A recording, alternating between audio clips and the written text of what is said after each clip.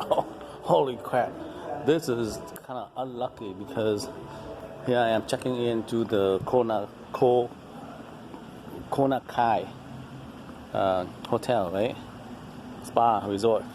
And tonight they're gonna go dark from 11 p.m. to 6 a.m. Everything gonna go dark.